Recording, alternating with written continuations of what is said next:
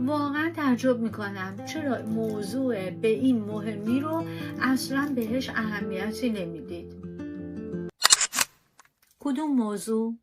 اگه یه مردی روزای اول آشنایی وقتی یه بار همدیگر رو دیدید، بعد دومین بار و سومین بار اومد به شما گفتش که یه دوستی، فامیلی، کسی نداری مثل خودت به این خوبی؟ تا آخه خیلی خوبی، کسی رو نداری بیاری با دوست من آشنا کنی، یه اکیپ بشیم، باور کن بهمون اینجوری بیشتر خوش میگذره.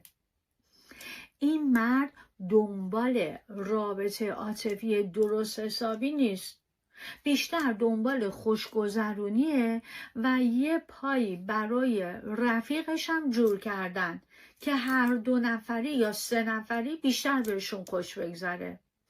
روی این مرد در این رابطه عاطفی خیلی حساب نکن.